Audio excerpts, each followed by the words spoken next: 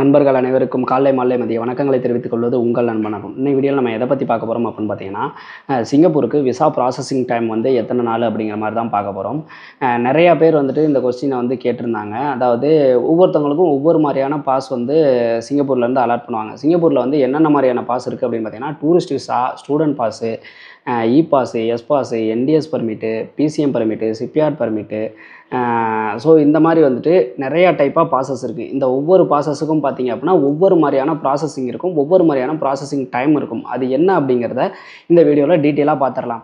So இந்த வீடியோவை நீங்கள் கடைசி வரைக்கும் பார்த்தீங்க அப்படின்னா நீங்கள் வந்து என்ன பாஸில் போகிறீங்க அப்படிங்கிறத பொறுத்து உங்களோட விசா ப்ராசஸிங் எப்படி இருக்கும் அப்படிங்கிறத ஒவ்வொரு பாஸுக்கும் டிஃப்ரெண்ட்டாக மாறும்னு சொன்னேன் பார்த்தீங்களா. ஸோ அந்த ஒரு உதாரணத்துக்கு நீங்கள் இ பாஸில் போகிறீங்கன்னா அதுக்கு வந்து விசா ப்ராசஸிங் எப்படி இருக்கும், அதுக்கு டைம் எவ்வளோ நாள் ஆகுன்றதையும் தெரிஞ்சுக்கலாம். சப்போஸ் இல்லை நான் வந்து ஒர்க் பர்மிட்டில் போகிறேன், இல்லை நான் டூரிஸ்ட் விசாவில் போகிறேன்னா நீங்கள் என்ன பாஸில் சிங்கப்பூருக்குள்ள என்ட்ரி ஆனாலும் அதோட ப்ராசஸிங் எப்படி இருக்கும் அப்படிங்கிறத ரொம்ப டீட்டெயிலாக தெரிஞ்சுக்க முடியும். ஸோ வீடியோவை கடைசி வரைக்கும் பாருங்கள். இந்த மாதிரியான யூஸ்ஃபுல்லான இன்ஃபர்மேஷன்லாம் தெரிஞ்சுக்கிறதுக்கு மறக்காம நம்ம சேனலை சப்ஸ்கிரைப் பண்ணி வச்சுக்கோங்க. இந்த வீடியோ தாண்டா நான் எதிர்பார்த்தேன் அப்படின்னு நினச்சிங்கன்னா இந்த வீடியோக்கு ஒரு லைக்கை போட்டுருங்க. ஓகேங்களா? ஓகே. சிங்கப்பூரை பொறுத்த வரைக்கும் விசா நிறையா டைப் ஆஃப் பாசஸ் இருக்குது அப்படிங்கிற மாதிரி சொல்லிட்டேன். அதில் வந்துட்டு பார்த்தீங்க அப்படின்னா ஒரு ஹை லெவல் பாஸ் அப்படின்னா இ பாஸை சொல்லலாம். இ பாஸ், எஸ் பாஸ் பார்த்தீங்க அப்படின்னா வந்துட்டு ஒர்க்கு, அதாவது வேலைக்கு போகிறதுக்கு ஒரு பெஸ்ட்டான பாஸ். ஏன்னா சேலரி வந்து அதில் ஹையாக தருவாங்க. ஸோ இந்த பாஸ் வந்து ஒரு டாப் லெவல் பாஸ் அப்படிங்கிற மாதிரி சொல்லலாம். இதுக்கு ப்ராசஸிங் எப்படி இருக்கும் அப்படிங்கிற மாதிரி சொல்லிடுறேன். இ பாஸ், எஸ் பாஸ் இது ரெண்டுக்கும் ஃபஸ்ட்டு சொல்லிடுறேன். இ பாஸ், எஸ் பாஸை பொறுத்த வரைக்கும் நம்ம தமிழ்நாட்டில் எப்படி பண்ணுறாங்க அப்படின்னு கேட்டிங்கன்னா, ஜாப் ஆர்டர்ஸ் வந்து உங்களுக்கு வரும். ஜாப் ஆர்டர்ஸ் வந்தோன்னா உங்களை இன்டர்வியூ பண்ணுவாங்க. இன்டர்வியூ பண்ணிவிட்டு உங்களுக்கு அப்ளை பண்ணுவாங்க. அப்ளை பண்ணாங்க அப்படின்னா அப்ளை பண்ணிட்டாவே நீங்கள் போய்ட்டு எம்ஓஎம் வெப்சைட்டில் செக் பண்ணிக்கலாம்.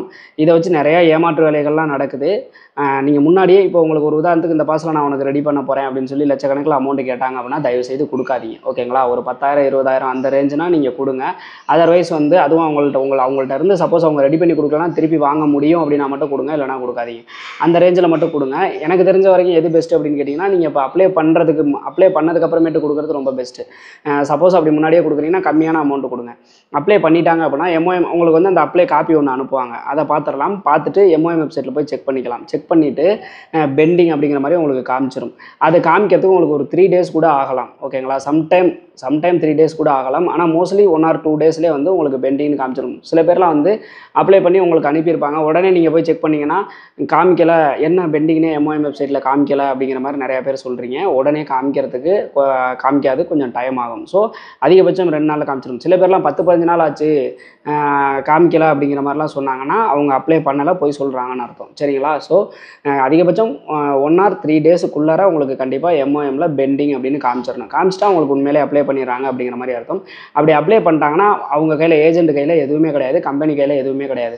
உங்களோட டாக்குமெண்ட் எல்லாத்தையும் வெரிஃபை பண்ணி கம்பெனியில் கோட்டா கரெக்டாக இருக்காங்கிறத எல்லாத்தையும் பார்த்துட்டு அதுக்கப்புறம் எம்ஓஎம் அப்ரூவல் கொடுப்பாங்க. இதுக்கு எக்ஸாக்டாக எவ்வளோ நாள் ஆகும் அப்படின்னு கேட்டிங்கன்னா, அதிகபட்சம் நீங்கள் அப்ளை பண்ணி ஒரு 2 நாளில் இருந்து 45 நாளைக்குள்ளார எப்போ வேணாலும் அப்ரூவல் ஆகலாம்.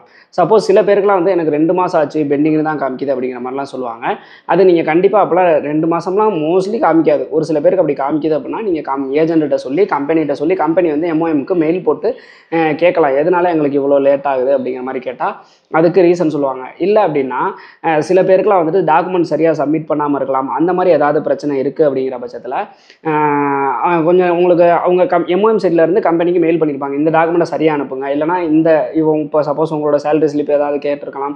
இந்த மாதிரி ஏதாவது டாக்குமெண்ட் வந்து ரிக்வயர் பண்ணி எம்ஓஎம்லேருந்து கம்பெனி சைடில் கேட்டிருக்கலாம். அந்த மெயிலை பார்க்காமையோ இல்லை அதுக்கு ரிப்ளை பண்ணாமலோ இருந்தாங்க அப்படின்னா உங்களுக்கு டைம் ஆக வாய்ப்புகள் இருக்குது. மேக்ஸிமம் அப்ரூவல் ஆகுதுன்னா 1லேருந்து ஒரு 10 daysக்குள்ளார அப்ரூவல் ஆயிடும். நான் சொல்கிறது எல்லாமே ஒர்க்கிங் டேஸ் தான். அப்படி அப்ரூவல் ஆகலைன்றப்ப பெண்டிங்கில் காமிக்குதுன்னா ஒரு சில பேருக்குலாம் 40-45 நாள் கூட பெண்டிங் காமிக்கும்.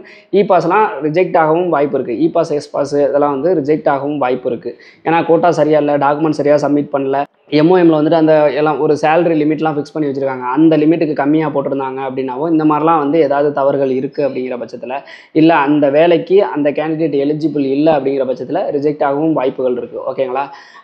ஸோ வந்து ஆனால் அதிகபட்சம் இ பாஸ் அப்படிங்கிறது ஒரு நீங்கள் அந்த விசாக்கு அப்ளை பண்ணிங்கன்னா அவங்க எம்ஓஎம்ல அப்ளை பண்ணி ஒரு 2-3 நாளில் வந்து உங்களுக்கு பெண்டிங் காமிச்சிடும். அப்ரூவல் காமிக்கிறதுக்கு அதிகபட்சம் 45 நாளைக்குள்ளார அப்படின்றப்ப நீங்கள் கிளம்புறது எல்லாமே கரெக்டாக ப்ராசஸ் நடக்குது அப்படின்னா 1 மந்த்துக்குள்ளரே வந்து நீங்கள் வெளிநாடு கிளம்பிடலாம். ஆனால் சில பேர்லாம் என்ன பண்ணுறாங்கன்னா மாதக்கணக்கில் அப்ளை பண்ணாமே வந்து உங்களுக்கு எம்ஓஎம்ல நீங்கள் போய் செக் பண்ணிங்கன்னா பெண்டிங்னே காமிக்காது, மாதக்கணக்கில் இழுத்தடிச்சிக்கிட்டு இருப்பாங்க. அப்படிலாம் பார்த்தீங்கன்னா ஒரு வேலை வருதுன்னா அவ்வளோ நாள்லாம் வெயிட் பண்ணாது இருக்காது. மாதக்கணக்கில் ஒருத்தவங்க உங்கள்கிட்ட வந்து டைம் சொல்லிக்கிட்டு இருக்காங்கன்னா அவங்க உங்களை ஏமாற்றிட்டு இருக்காங்கன்னு அர்த்தம். நீங்கள் ஏதாவது அமௌண்ட் கட்டியிருந்தீங்கன்னா அவங்கள்ட்ட இருந்து வாங்கிடுங்க. இதுதான் இ பாஸுக்கும் எஸ் பாஸுக்கும் ப்ராசஸிங். ஓகேங்களா? அடுத்ததாக பார்த்தீங்கன்னா என்டிஎஸ் பர்மிட். என்டிஎஸ் பர்மிட்லாம் பார்த்தீங்க அப்படின்னா வந்துட்டு அதிகபட்சம் 1 நாள் 2 நாள்லேயே அப்ரூவல் ஆயிரும். கிட்டத்தட்ட என்டிஎஸ் பர்மிட் அப்படிங்கிறது பார்த்தீங்கன்னா எஸ்பாஸுக்கு ஈக்குவலான பர்மிட். ஆனால் அப்ரூவல் டைம் பார்த்தீங்க அப்படின்னா 1 நாள் 2 நாள்லேயே கூட என்டிஎஸ் பர்மிட் அப்ரூவல் ஆகிடும். அப்ரூவல் ஆயிடுச்சு அப்படின்னாவே நீங்கள் டக்குன்னு கிளம்பலாம். ஆனால் என்டிஎஸ் பர்மிட்டுக்கு பார்த்தீங்கன்னா கண்டிப்பாக பாண்டு வேணும். ஓகேங்களா? ஸோ பாண்டு பேப்பர் வேணும். ஸோ நீங்கள் அப்ரூவல்னு வந்துருச்சுனாவே தான் முடிஞ்ச உங்களுக்கு. ஸோ அதிகபட்சம் ஒரு 2-3 நாள்லேயே அப்ரூவல் கிடச்சிரும். அப்படின்னா நீங்கள் கரெக்டான ப்ராசஸ் அவங்க கரெக்டாக மூவ் பண்ணுறாங்க, ப்ராசஸ் பண்ணுறாங்க அப்படின்னா அதிகபட்சம் நீங்கள் ஒரு 15-20 நாளைக்குள்ளேயே நீங்கள் விசா ப்ராசஸ் பண்ண ஆரம்பித்து ஒரு 15-20 நாள்லேயே நீங்கள் வெளிநாடு கிளம்பிடலாம். 15-20 நாள் அப்படின்னா அவங்க பாண்டுக்கு மற்றபடி ரூமு எல்லாமே அரேஞ்ச் பண்ணுறதுக்கு டைம் எடுத்துக்குவாங்களா, அதனால நான் சொல்கிறேன். So minimum to maximum minimum வந்து பார்த்திங்க அப்படின்னா ஒரு 3-4 டேஸ்லேயே நீங்கள் கிளம்புறதுக்கு, அதுக்கப்புறம் நீங்கள் டிக்கெட் போடுறது தான். நமக்கு விசா ப்ராசஸ் வந்துருச்சு அப்படின்னா கம்பெனி சொல்கிற டைமில் நம்ம டிக்கெட்டை போட்டு கிளம்பிட வேண்டியதான். என்டிஎஸை பொறுத்த வரைக்கும் கம்பெனி சைட்லேருந்து பாண்டுக்கு கொஞ்சம் டைம் எடுத்துக்குவாங்க. ஸோ அந்த டைம் தான் ஆகும். அது கம்பெனி எப்போ வேணாலும் உடனே ரெடி பண்ணணும்னாலும் ரெடி பண்ணலாம். அது கம்பெனி ஹெச்ஆர் கையில் தான் இருக்குது. ஓகேங்களா? ஸோ மேக்ஸிமம் வந்துட்டு பார்த்தீங்க அப்படின்னா நீங்கள் ஒரு 15-20 நாளில் சிங்கப்பூருக்கே போயிடலாம் என்டிஎஸ் பர்மிட். ஓகேங்களா? அடுத்தது பார்த்தீங்கன்னா டிஇபி பாஸ். இப்போ பார்த்தீங்க அப்படின்னா டிஇபி பாஸில் நிறையா ப்ராப்ளம்ஸ் போயிட்டுருக்கு. நிறையா பேரை வந்து டீபோர்ட் பண்ணி விட்றாங்க. டிஇபி பாஸில் சிங்கப்பூர் போகிறவங்க நிறைய பேர் திருப்பி அனுப்பப்படுறாங்க. ஸோ டிஇபி பாஸில் போகிறீங்கன்னா ரொம்ப சேஃபாக போங்க. இதுக்கு ப்ராசஸிங் டைம்னு பார்த்தீங்கன்னா அப்ளை பண்ணுறதுக்கு ஏஜென்சிலேருந்து நிறையா டைம் எடுத்துக்கிறாங்க. ஏன்னு கேட்டிங்கன்னா நிறைய பேருக்கு டிஇபி பாஸ் இப்போ ரிஜெக்ட் ஆகுது அப்படிங்கிறதுனாலையும், நிறைய பேர் இந்த மாதிரி டீபோர்ட்லாம் பண்ணுறாங்க அப்படிங்கிறதுனாலையும் அப்ளை பண்ணுறதுக்கு கொஞ்சம் டைம் எடுத்துக்கிறாங்க. டைம் எடுத்துக்கிட்டு அப்ளை பண்ணாலும் அப்ரூவல் கிடைக்கிறது அதிகபட்சம் 4 to 5 நாளில் வந்து உங்களுக்கு டிஇபி பாஸுக்கு அப்ரூவல் கிடைச்சிடும். அங்கிட்டு நீங்கள் டிக்கெட் போடுறது ஒரு வாரத்திலே கூட நீங்கள் டிக்கெட் போட்டு கிளம்பலாம். ஓகேங்களா? ஸோ அப்ளை பண்ணதுலேருந்து அதிகபட்சம் ஒரு 10 நாளைக்குள்ளே டிஇபி பாஸ்னால் நீங்கள் டிக்கெட் போட்டு கிளம்பி போயிட்டே இருக்கலாம். ஓகேங்களா? அடுத்தது பார்த்தீங்கன்னா டூரிஸ்ட் விசா. டூரிஸ்ட் விசாவை பொறுத்த வரைக்கும் நீங்கள் சிங்கப்பூர் போகணும் அப்படின்னா அதாவது சிங்கப்பூர் சிட்டிசனோ இல்லை பிஆரோ உங்களுக்கு தெரிஞ்சவங்க இருக்காங்க, அவங்க மூலமாக அப்ளை பண்ணாலும் சரி ரொம்ப கம்மியான அமௌண்ட் தான் ஆகும். அதே இது இங்கே இந்தியாவில் வந்து ட்ராவல் ஏஜென்சி மூலமாக அப்ளை பண்ணுறீங்க அப்படின்னா கொஞ்சம் அமௌண்ட் கூட வரும். ஆனால் விசா பார்த்தீங்க அப்படின்னா ப்ராப்பராக அப்ளை பண்ணாங்க அப்படின்னா அதிகபட்சம் 2 நாளில் வந்துடும். அதுக்கப்புறம் நீங்கள் டிக்கெட் போட்டு கிளம்ப வேண்டியதுதான். ஸோ இதுதான் டூரிஸ்ட் விசாஸுக்கான ப்ராசஸிங் டைம். அதே மாதிரி பார்த்தீங்கன்னா ஸ்டூடெண்ட் பாஸ். ஸ்டூடெண்ட் பாஸை பொறுத்த வரைக்கும் பார்த்தீங்க அப்படின்னா அப்ரூவல் கொடுக்குறது எம்ஓஎம் கிடையாது, ஐசிஏலேருந்து தான் அப்ரூவல் வரும். ஸோ ஸ்டூடெண்ட் பாஸுக்கு வந்து அப்ரூவல் கொடுக்குறது ஐசிஏ. எம்ஓஎம் அப்படிங்கிறது மனிதவள அமைச்சு அப்படிங்கிற மாதிரி சொல்லுவாங்க. ஸ்டூடெண்ட் பாஸுங்கிறது ஐசிஏ சொல்லுவாங்க. ஓகேங்களா? இமிக்ரேஷன். ஸோ அவங்க தான் வந்து அப்ரூவல் கொடுக்குறது. ஸ்டூடெண்ட் பாஸுக்கு பார்த்தீங்க அப்படின்னா நீங்கள் அப்ளை பண்ணீங்க அப்படின்னா அதிகபட்சம் ஒரு 1 மந்த்துக்குள்ளார அப்ரூவல் வர்றதுக்கான சான்சஸ் இருக்குது. ஸ்டூடெண்ட் பாஸும் பார்த்தீங்கன்னா ரிஜெக்ட் ஆகிறதுக்கும் நிறைய வாய்ப்பு இருக்குது. ஏன் அப்படின்னு கேட்டிங்கன்னா நிறைய பேர் ஸ்டூடெண்ட் பாஸில் போயிட்டு அந்த பாஸை வந்து தப்பாக பயன்படுத்தி வெளியில் வேலை செய்கிறது அந்த மாதிரிலாம் பண்ணுறாங்க. அதெல்லாம் சட்டப்படி குற்றம். அதனால் ஸ்டூடெண்ட் பாஸ் நிறைய பேருக்கு ரிஜெக்ட் ஆகுது, ஒரு சில பேருக்கு வந்து அப்ரூவலும் ஆகிட்டு இருக்கு. ஆனால் அதிகபட்சம் 1 மந்த்துக்குள்ளார ஸ்டூடெண்ட் பாஸோட ரிசல்ட் தெரிஞ்சிடும். ஓகேங்களா? அடுத்ததாக பார்த்தீங்க அப்படின்னா ஜென்ரல் ஒர்க்கராக நிறைய பேர் போவாங்க. Work permit, PCM permit, CPR permit, இது 3 தான். இந்த பர்மிட்டை பொறுத்த வரைக்கும் பார்த்தீங்க அப்படின்னா நீங்கள் அமௌண்ட் கட்டுறீங்க பார்த்தீங்களா, எல்லாத்துலேயுமே வந்து அமௌண்ட் வந்து நீங்கள் டிஃப்ரெண்ட்டாக தான் கட்டுற மாதிரி இருக்கும். மோஸ்ட்லி யார்கிட்டையுமே விசா வராமல் ஃபுல் அமௌண்ட் கட்டாதீங்க. அதே மாதிரி இப்போ மற்ற பாஸ்லாம் நான் சொன்னேன் பார்த்தீங்களா, அதுக்கெலாம் ரூம் ரிஜிஸ்ட்ரேஷன்றது நீங்கள் அங்கே போய் கூட பண்ணிக்க முடியும். ஆனால் ஒர்க் பர்மிட்டை பொறுத்த வரைக்கும் work permit, PCM permit, CPR permit இதை பொறுத்த வரைக்கும் நீங்கள் இங்கேயே ரூம் ரிஜிஸ்ட்ரேஷன் பண்ணி உங்களுக்கு அப்ரூவல் கிடைச்சோன்னு தான் இங்கேருந்தே கிளம்ப முடியும். ஸோ இதுக்கு வந்து பார்த்தீங்க அப்படின்னா ப்ராசஸிங் வந்து டைம்லே டிஃப்ரெண்ட் ஆகும், ப்ராசஸிங்கே வேறு மாதிரி இருக்கும். ஸோ நீங்கள் work permit, PCM permit, CPR பர்மிட்லாம் போகிறீங்க அப்படின்னா உங்களுக்கு வந்து நீங்கள் ஃபஸ்ட்டு இன்டர்வியூலாம் அட்டன் பண்ணுறீங்க, நீங்கள் செலக்ட் ஆகிட்டீங்க அப்படின்னா அப்ளை பண்ண சொல்லுங்கள். அப்ளை பண்ணதுக்கப்புறமேட்டு உங்களுக்கு ஐபி வந்ததுக்கப்புறம் ஒரு 10,000 20,000 மட்டும் கொடுங்க. அதுக்கு மேலே அமௌண்ட்டெல்லாம் எதுவுமே கொடுத்துறாதீங்க. ஏன் அப்படின்னு கேட்டிங்கன்னா ஹவுசிங் அப்ரூவல் இப்போ ரொம்ப டிமாண்டாக இருக்குது சிங்கப்பூரில். அப்ரூவல் கிடைக்கவே மாட்டேங்குது.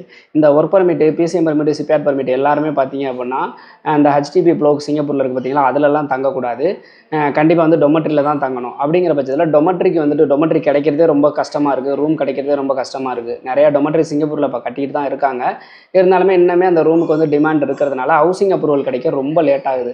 ஒன்று வந்து கம்பெனி வந்து ஃபஸ்ட்டு சில கம்பெனிலாம் என்ன பண்ணுறாங்கன்னா ஐபிஏ போட்டுறாங்க, போட்டுட்டு அதுக்கப்புறம் ரூம் தேட ஆரம்பிக்கிறாங்க. அப்போல்லாம் தேடுறப்ப பார்த்தீங்க அப்படின்னா ரூம் கிடைக்காம ரொம்ப டிலே ஆகுது. ஸோ நீங்கள் வந்து ஃபுல் அமௌண்ட்டே நீங்கள் கட்டிட்டீங்கன்னு வச்சுக்கோங்களேன், அப்போ நீங்கள் வெயிட்டிங் உங்களோட ஃபுல் அமௌண்ட்டையும் கட்டிட்டு நீங்கள் இங்கே ஊரில் வெயிட் பண்ணிக்கிட்டு இருந்தீங்க அப்படின்னா வீட்டில் இருந்தெல்லாம் கேள்வி கேட்க ஆரம்பிச்சிருவாங்க. அதனால் நீங்கள் ஒரு 10 ரூபா 20 ரூபா மட்டும் அப்ரூவல் வந்தோன்னே கட்டுங்க. அடுத்தது ஹவுசிங் அப்ரூவல் வந்தோன்னே நான் பணம் கட்டுறேன்னு சொல்லிடுங்க. ஹவுசிங் அப்ரூவல் வரதுக்கு எவ்வளோ நாள் ஆகுதுன்னு பார்த்தீங்கன்னா மினிமம் 10 நாள்லேருந்து மேக்ஸிமம் 2-3 மாதம் கூட ஆகுது. ஒரு சில பேருக்குலாம் ஐபிஏ முடிய போகிற சுச்சுவேஷனில் ஹவுசிங் அப்ரூவல் கிடைக்குது. ஒரு சில பேருக்கு முடிஞ்ச ஐபிஏ ரினியூவல் பண்ணி அதுக்கப்புறமேட்டு ஹவுசிங் அப்ரூவல் கிடச்சி போகிறவங்களும் இருக்காங்க. ஒரு சில பேருக்கு வந்து ஹவுசிங் அப்ரூவல் கிடைக்காம கேன்சல் பண்ணுறவங்களும் இருக்காங்க. ஸோ அதனால் ஹவுசிங் அப்ரூவல் ரொம்ப ரொம்ப இம்பார்ட்டன்ட். ஸோ ஹவுசிங் அப்ரூவல் கிடைச்சதுக்கப்புறமேட்டு நீங்கள் ஃபுல் அமௌண்ட் கூட கட்டிடலாம். ஏன்னு கேட்டிங்க அப்படின்னா, இப்போ உங்களுக்கு வந்து நீங்கள் விசா வந்ததுக்கப்புறமேட்டு ஹவுசிங் அப்ரூவல் தான் ரேட் ஆகுது. ஆனால் ஆன்போர்டிங் சென்டர் வந்து ரொம்ப ஈஸியாக கிடச்சிருது. ஸோ ஆன்போர்டிங் சென்டருக்கு வந்து பார்த்தீங்க அப்படின்னா, நீங்கள் அங்கே போய்ட்டு அந்த குவாரண்டைன் 3 நாள் இருக்கிற மாதிரி இருக்கும் பார்த்தீங்களா, அதுதான் ஆன்போர்டிங் சென்டர். அது வந்து நீங்கள் டிக்கெட் டேட்டை வச்சு நீங்கள் புக் பண்ணிக்கலாம். அதனால இந்த ஹவுசிங் அப்ரூவலுங்கிறது 3 மந்த்து கூட ஆகுது. சில பேருக்கு 10 நாள்லலாம் கிடச்சிருது. ஸோ அதனால் இந்த ஹவுசிங் அப்ரூவல் கிடைக்கிற வரையும் நீங்கள் ஃபுல் அமௌண்ட் பே பண்ணிடுறாதீங்க. இதுக்கு வந்து இந்த PCM permit, shipyard permit, work பர்மிட்டுக்கு இதுதான் ப்ராசஸிங் டைம். கரெக்டாக பண்ணாங்க அப்படின்னா ஒரு 15லேருந்து 20 நாளைக்குள்ள நீங்கள் கிளம்பிடலாம். ஆனால் ஹவுசிங் அப்ரூவல் கிடைக்கல அப்படின்னா நீங்கள் 3 மாதம் ஆனாலும் கிளம்ப முடியாது. ஸோ வந்து நல்ல ஏஜெண்டாக நல்ல கம்பெனியாக பார்த்து போட்டிங்க அப்படின்னா இந்த பிரச்சனை உங்களுக்கு வந்து வரவே வராது. ஓரளவுக்கு எல்லா பாஸையுமே வந்து ஃபுல்லாக கவர் பண்ணிட்டேன்னு நினைக்கிறேன். ஸோ இப்போ உங்களுக்கு தெரிஞ்சிருக்கும். இதில் நீங்கள் எந்த பாஸில் போகிறீங்க அப்படிங்கிறதையும் கமெண்ட் செக்ஷனில் சொல்லுங்கள். இந்த வீடியோ உங்களுக்கு யூஸ்ஃபுல்லாக இருந்ததுன்னா அந்த வீடியோக்கு ஒரு லைக் போட்டுருங்க. இந்த மாதிரி யூஸ்ஃபுல்லான இன்ஃபர்மேஷன்லாம் தெரிஞ்சுக்கிறதுக்கு மறக்காம நம்ம சேனலை சப்ஸ்கிரைப் பண்ணி வச்சுக்கோங்க.